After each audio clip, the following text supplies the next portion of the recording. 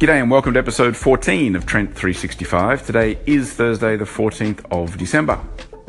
Service recovery is a common concept in hospitality. If you didn't like your meal, we'll take it off the bill. If your room wasn't ready when you arrived, go on down to the spa and have a complimentary treatment on us. In short, if we've screwed up, we'll find a way to compensate you for it. One of the best lessons I ever learned from my favorite hotel general manager was that if you're going to give graciously. And if you're going to give begrudgingly, then just don't give at all. And I think because of that advice, I tend to go into overdrive when it comes to service recovery. Just a couple of days ago, we had an instance where the guest wasn't happy with the experience.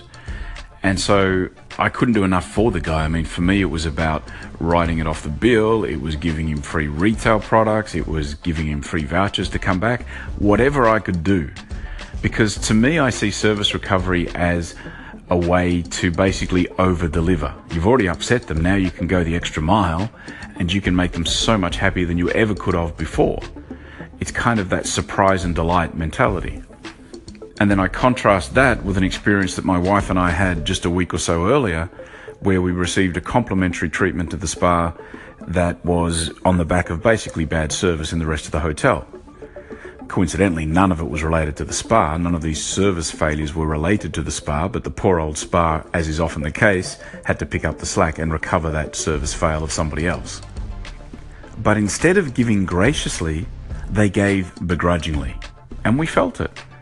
They sat us down and gave us a treatment menu, laid out the oil selections in front of us, and then a couple of minutes later ushered us off into the treatment room, where we basically were given no choice of treatment, no choice of oil. The 1 hour treatment was at least a good 7 or 8 minutes short. It just felt like they weren't giving us anything that they wanted to. They were giving us something because they had to. And even after the treatment, there was no attempt to get a rebooking. There was no attempt to try and sell some retail. We weren't really treated as a normal spa guest should.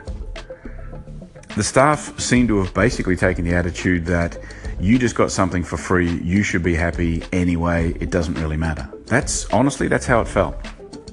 So what was a big opportunity to turn around a negative experience and turn it into a massive positive and get us walk out of that hotel with a truly good experience, failed because they didn't give graciously. Then they shouldn't have given us at all. We would have just walked away and left it at that. I think Uber is a great example of a company today that does give graciously. Whenever I've had an issue with Uber and I go onto the app and I request a payment refund, it's instantaneous. There's no question about, we'll investigate and get back to you. And they may well have some criteria about what justifies an immediate refund, I'm not sure. But it seems to me like they've just decided the lifetime value of a happy Uber customer, one that comes back and books again and again, is far more valuable than whatever profit we might make out of that one trip that we refund. So let's not even waste time on it. Let's just refund it. Let's give graciously and then go on about our business. And as I mentioned earlier, in hotels especially, spas tend to cop the brunt of the service recovery because for some reason everybody seems to think if the guest is unhappy, we can just give them a free spa treatment. And I think it's important for us to remember in the spa that whether we're giving or someone else is giving it on our behalf, we have to be giving graciously. Otherwise, there's no point. And all you're going to do is damage your own reputation and your own guest perception. That's it. Thought for today. Thank you for listening. I appreciate your time. You can subscribe on iTunes. There's links in the comments and descriptions above and below, depending on where you're picking this up. If you're enjoying what you're hearing, then tell someone else about it. If you're not, then just don't bother. After all, that's kind of the theme of this episode, right? If you're going to give graciously. I'll be back again tomorrow. See ya.